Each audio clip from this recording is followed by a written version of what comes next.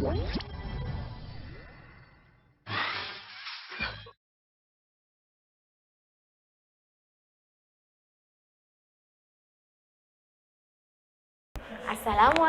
warahmatullahi wabarakatuh. Hai anak-anak Al-Firdaus kelas 6 A, B, dan C. Bagaimana kabar kalian hari ini? Semoga kalian hari ini dalam keadaan sehat walafiat. Amin.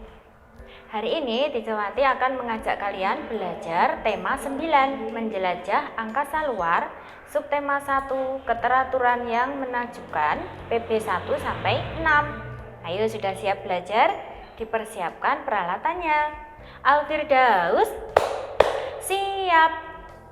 Baik, kita akan belajar tema 9. Apa saja yang akan kita pelajari? Ada teks non-fiksi dan teks fiksi. Teks non-fiksi, contohnya nanti kita akan membahas mengenai tata surya. Kemudian ada modernisasi. Kemudian ada juga interval nada. Kita mulai belajarnya ya. Perhatikan gambar di samping ini. Kalian bisa melihat di situ ada gambar tata surya.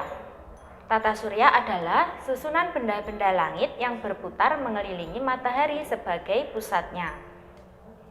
Dari gambar tersebut kalian bisa melihat matahari sebagai pusat tata surya. Kemudian ada planet, diantaranya Merkurius, Venus, Bumi, Mars, Jupiter, Saturnus, Uranus, dan Neptunus. Planet tersebut dibagi menjadi dua, yaitu planet dalam dan planet luar. Planet dalam yaitu planet yang letaknya dekat dengan matahari, yaitu ada 4 planet. Ada Merkurius, Venus, Bumi, dan Mars. Kemudian ada planet luar, yaitu letaknya agak jauh dari matahari, yaitu Jupiter, Saturnus, Uranus, dan Neptunus. Planet dalam dan planet luar dipisahkan oleh barisan sabuk asteroid. Nah, benda-benda langit apa saja yang termasuk dalam tata surya akan kita pelajari selanjutnya. Yang pertama, anggota tata surya kita adalah bintang. Contoh bintang adalah matahari. Apa itu bintang? Bintang adalah benda langit yang mampu memancarkan cahayanya sendiri. Contohnya tadi adalah matahari. Matahari memiliki beberapa lapisan. Lapisan yang paling luar yaitu korona. Kemudian ada kromosfer, fotosfer, dan paling dalam adalah inti dalam. Yang kedua, benda langit yang anggota tata surya yaitu planet. Planet adalah benda langit yang senantiasa bergerak mengitari matahari, berlawanan dengan arah jarum jam, dan beredar membentuk garis seperti elips. Garis edar ini disebut orbit. Kemudian ada satelit, yaitu benda langit yang selalu berputar mengelilingi planet. Kemudian bersama planet, satelit mengitari matahari. Contoh satelit yaitu bulan. Kemudian ada asteroid. Apa itu asteroid? Ya, benda langit yang memiliki ukuran lebih kecil daripada planet tetapi lebih besar dari meteoroid. Lintasan asteroid antara Mars dan Jupiter disebut sabuk asteroid. Kemudian ada komet atau biasa disebut dengan bintang berekor. Benda langit berukuran kecil yang bercahaya memanjang menyerupai ekor. Kemudian ada meteoroid, yaitu benda langit yang bergerak cepat dan memiliki lintasan tidak teratur. Meteoroid yang jatuh dan terbakar di atmosfer bumi disebut meteor atau bintang jatuh. Meteor yang jatuh ke bumi atau sampai di permukaan bumi disebut meteorit. Macam-macam planet, tadi dari gambar kalian bisa memperhatikan ada apa saja yang paling dekat dengan matahari, yaitu Merkurius. Merkurius memiliki ciri-ciri planet yang terkecil dengan diameter 4.900 km dan planet paling dekat dengan matahari dengan jarak 58 juta km.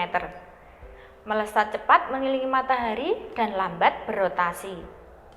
Dia tidak memiliki satelit. Kala revolusinya 88 hari dan kala rotasinya adalah 59 hari.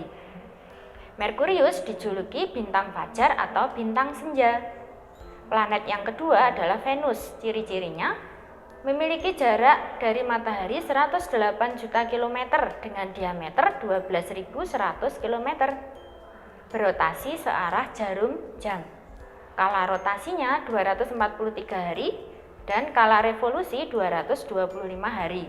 Dia juga tidak memiliki satelit. Planet yang ketiga yaitu Bumi. Bumi adalah bagian planet yang bisa ditempati makhluk hidup. Cirinya memiliki jarak ke matahari 150 juta kilometer dengan diameter 12.750 km. Bentuk bumi bulat dan pepat pada kutubnya. Memiliki atmosfer yang terdiri dari nitrogen, oksigen, karbon dioksida, dan uap air. Kala rotasinya 24 jam atau 1 hari. Dan kala revolusinya 365 hari. Satelit bumi adalah bulan. Planet yang keempat adalah Mars. Ciri-cirinya berwarna merah dan mendapat julukan planet merah. Jarak Mars ke matahari 228 juta kilometer dengan diameter 6.800 km. Kala rotasinya 24,6 jam dan kala revolusi 687 hari. Memiliki 2 satelit yaitu Phobos dan Deimos. Planet kelima yaitu Jupiter. Cirinya merupakan planet terbesar dengan diameter 142.700 km dengan suhu negatif 150 derajat Celcius. Berarti sangat dingin ya. Kemudian memiliki atmosfer yang terdiri dari gas hidrogen dan helium. Kala rotasinya 5 jam. Kala revolusinya 11,86 tahun. Memiliki 16 satelit dan 4 satelit yang terbesar yaitu Ganymede, Callisto, Europe, dan Io. Nama lain Jupiter yaitu Masturi atau Respati. Planet keenam yaitu ada Saturnus dengan ciri-ciri berwarna seperti gula merah pucat, memiliki cincin yang berupa bebatuan, debu, dan es. Jarak ke matahari 1.425 juta kilometer dengan diameter 120.000 km.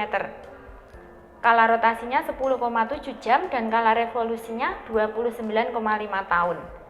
Memiliki 31 satelit yang terkenal yaitu Titan. Planet ketujuh yaitu Uranus dengan ciri-ciri berwarna hijau kebiruan karena atmosfer Uranus mengandung gas metana yang berwarna biru. Jarak ke matahari 2.869 miliar kilometer dengan diameter 50.800 km. Kala rotasinya 17 jam dan kala revolusinya 84 tahun. Memiliki 27 satelit, yang terbesar ada Miranda, Ariel, Umbriel, Titania, dan Oberon. Planet ke-8 ada Neptunus dengan ciri-ciri terlihat berwarna biru gelap. Diameternya 48.600 km dengan suhu negatif 200 derajat Celcius. Kala rotasinya 16 jam dan kala revolusinya 165 tahun. Memiliki 8 satelit diantaranya Triton, Nereid, dan Proteus. Nah, kalian tadi sudah menyimak mengenai informasi tentang tata surya. Informasi mengenai tata surya tadi termasuk jenis teks non-fiksi, yaitu teks yang menceritakan kejadian nyata atau berupa fakta. Jenis teks kedua ada teks fiksi, yaitu cerita yang hanya khayalan saja atau berdasarkan imajinasi dari pengarang. Unsur intrinsik dari teks fiksi yaitu ada tokoh, watak, alur, dan setting atau latar belakang. Tokoh adalah pelaku cerita, watak yaitu sifat dari para tokoh cerita, alur adalah urutan kejadian atau jalannya cerita, dan setting atau latar belakang yaitu waktu dan tempat terjadinya peristiwa dalam cerita. Nah, kita sudah belajar teks non-fiksi dan teks fiksi. Sekarang kita lanjut ke pembelajaran berikutnya yaitu tentang modernisasi. Apa itu modernisasi? Ya, modernisasi yaitu perubahan masyarakat yang bergerak dari tradisional atau dari pra-modern menuju masyarakat modern. Faktor penyebab modernisasi ini yaitu peningkatan jenis kebutuhan manusia yang mendorong manusia melakukan kegiatan ke arah yang lebih modern.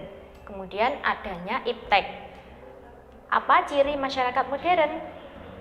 Ini ya, ciri masyarakat modern yaitu masyarakatnya terbuka, orientasi pada masa kini dan masa datang, menggunakan perencanaan dalam segala hal, semua aktivitas menggunakan teknologi modern, kemudian menghargai prestasi dan penghargaan.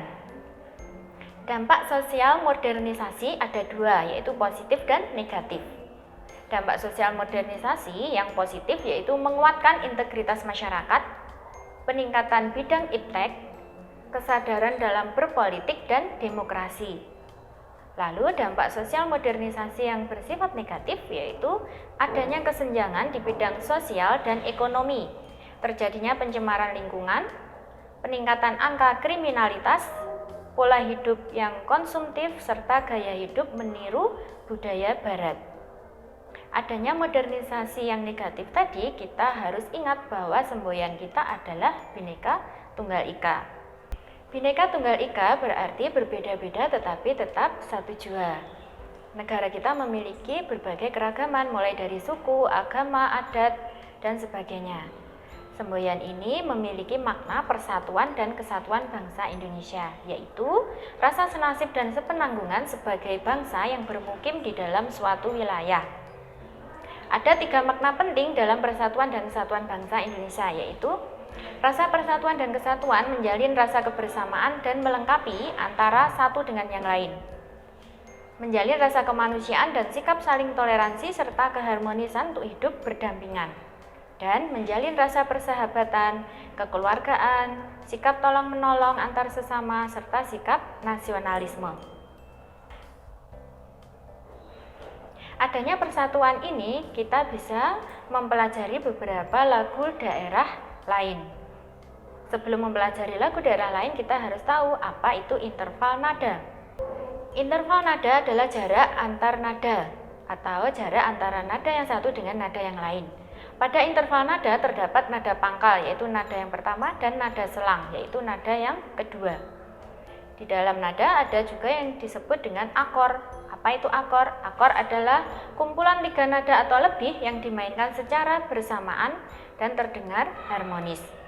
Fungsi akor yaitu mengiringi orang bernyanyi, memudahkan mengaransemen lagu, dan membantu menciptakan lagu. Tangga nada natural memiliki 7 buah akor yaitu tonika, supertonika, median, subdominan, dominan, submedian, dan leading tone. Nah, hari ini kita sudah belajar tema 9. Apa saja yang kita pelajari tadi? Ada teks non-fiksi, contohnya tentang tata surya. Kemudian ada unsur intrinsik teks fiksi, ada modernisasi, kemudian makna persatuan dan kesatuan, serta interval nada.